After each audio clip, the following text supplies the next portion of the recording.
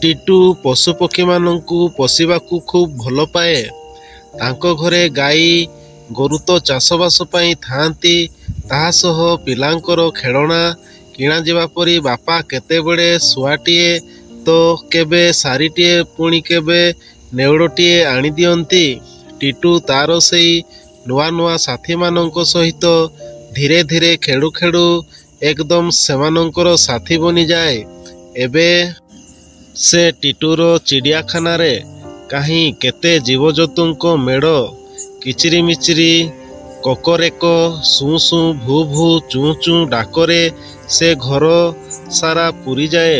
ନୂଆ ଲୋକଟିଏ ତାଙ୍କ ଘର ଅଗଣାରେ ପଶିଗଲେ ବିରାଡ଼ି ନେଉଳ କୁକୁଡ଼ା ହଂସ ବତକ ଶୁଆସାରି ମେଳରେ ସେ ଏକବାର ନିଜକୁ ହଜାଇ ଦିଏ ତ କେହି ସେ ଧଳା କୁକୁର ରିଙ୍କିଙ୍କର ଚମତ୍କାର ରଡ଼ି ଶୁଣି ଖୁବ୍ ଜୋରରେ ଛାନିଆ ହୋଇଯାଆନ୍ତି। ଘର ଭିତରେ ମଣିଷମାନଙ୍କ ପରି ପଶୁପକ୍ଷୀମାନଙ୍କ ଲାଗି ମଧ୍ୟ ରହିବା ଖାଇବା ଚରାବୁଲା କରିବା ପାଇଁ ଟିଟୁ ବେଶ୍ ସୁବିଧା କରିଥାଏ।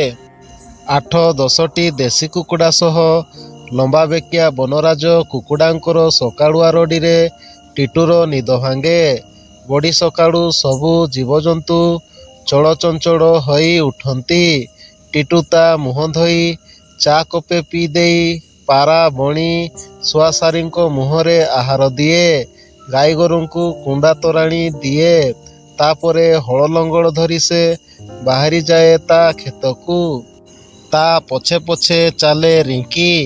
କେବେ ଟିକେ ଦୁଷ୍ଟାମି କଲେ ଟିଟୁ ବାଡ଼ି ଉଞ୍ଚାଇ ରିଙ୍କିକୁ ପିଟିଦିଏ ତ କେବେ ଯା ଯା କହି ଗଡ଼େଇ ନିଏ।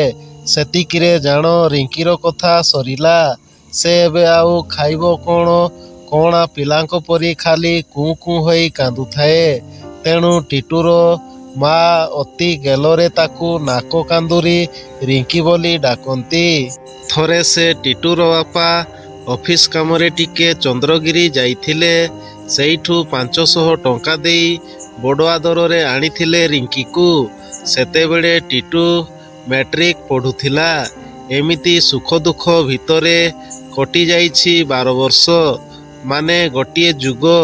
ଟିଟୁର ରାଗରେ କାନ୍ଦୁରି ରିଙ୍କି ଅଭିମାନ କରେ ସିନା, ହେଲେ ସେ କେବେ ବି ଅମାନିଆ ହୁଏନି।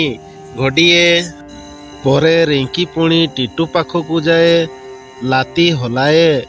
ଗୁଡ଼ିତଳ ବରମୂଳରେ ସେ ରିଙ୍କି ବସି ବିସ୍କୁଟ ଖାଏ। ଗାଡ଼ି ପଛରେ ବୁଲେ। ଧର କହିଲେ ଆକ୍ରମଣ କରେ। ଘରେ କେହି ନଥିଲେ ବି ସେ ବିଶ୍ୱସ୍ତ ଚାକର ପରି ଅଥବା ନିଜର ମଣିଷ ପରି ସାରା ଘରକୁ ଜଗି ରହେ। ଏଣେ ସେ ଚଗଲା ଟିଟୁ ବାହା ହୋଇ ତାର ପୁଅଟିଏ ହେଲାଣି ସିନା, ଏହି ରିଙ୍କି କିନ୍ତୁ ତାର ଝିଅ ପରି ହକ୍ ଜାହିର କରେ। ହଠାତ୍ ଦିନେ ରାତିରେ ଟିଟୁ ଶୋଇଛି ଯେ ଶୋଇଛି। ସକାଳ ପାହିବା ଆଗରୁ ସମସ୍ତେ ଉଠି ପୂରା ତାଜୁବ। ସେ ଘରସାରା ଖାଲି କାନ୍ଦ ବୋବାଡ଼ି। କହିଲା ହାର୍ଟଆଟାକ ତ କିଏ ପୁଣି କହିଲାଣି ଏ କୁକୁର ବୋଧେ କାମୁଡ଼ିଛି। ବିଷ ଚଢ଼ିଯିବାରୁ ଟିଟୁ ବାବୁଙ୍କର ମରଣ ହୋଇଛି। ସବୁ କଥା ଶୁଣୁଥାଏ ରିଙ୍କି। ତାର ପାଟି ଖୋଲୁନି ସିନା, କିନ୍ତୁ ତା ମୁହଁର ଭାବ ଆଖିର ଲୁହରୁ ସତେ ଯେମିତି ଲାଗୁଥାଏ ରିଙ୍କି ଗୋଟେ କୁକୁର ନୁହେଁ ବରଂ ସେ ଜଣେ ମଣିଷ। ଯେଉଁଦିନ ଟିଟୁର ସଂସ୍କାର ହେଲା ରିଙ୍କି ମଧ୍ୟ ଯାଇଥିଲା ଶ୍ମଶାନ ଘାଟ। ଜୁଇ ଜଳିଲା ପରେ ଯେ ଯୁଆଡ଼େ ଟିଟୁର ଗୁଣ ସୁମରି ସୁମରି ଗାଧୋଇ ପାଧୋଇ ଫେରିଲେ। ହେଲେ ରିଙ୍କି କିନ୍ତୁ ସେଇଠି ହିଁ ବସି ରହିଲା। ଡହ ଡହ ନିଆଁ ତ ଚାରିପଟେ ବୁଲୁଥାଏ। ତା ସହିତ ରିଙ୍କି ତା ଆଖିର ଲୁହ ବି ଢାଳୁଥାଏ। ବୋଧହୁଏ କୋହ ସମ୍ଭାଳି ନ ପାରି ରିଙ୍କି ଖାଲି ଭୋ ଭୋ ହୋଇ ଭୁକୁଥାଏ। 2-4 ଦିନ ଯାଏଁ ସେ ରିଙ୍କି ପାଣି ମଧ୍ୟ ଛୁଇଁଲା ନାହିଁ। ସେ ଦୁଆର ମୁହଁରେ ସେମିତି ପଡ଼ି ରହିଲା। ଗାଈ ବଳଦ ସମସ୍ତଙ୍କର ବି ସେଇ ଏକା ପ୍ରକାର ଅବସ୍ଥା। ସୁଧୀ ସଂସ୍କାର ଦିନ ରିଙ୍କି ଯାଇଥିଲା ନଦୀ ଘାଟକୁ। ଟିଟୁ ବାବୁଙ୍କ ପୁଅର ମୁଣ୍ଡନ ପରେ ରିଙ୍କିର ଧଳା ଚୁଟିରୁ ମେଞ୍ଚେ କାଟି ଦିଆଯାଇଥିଲା। ଏ ମିଛମାୟା ଦୁନିଆରେ କେହି ନୁହେଁ କାହାର କୁହାଯାଉଥିବା ବେଳେ ରିଙ୍କି କ'ଣ ମଣିଷଠାରୁ ବଡ଼ ନୁହେଁ?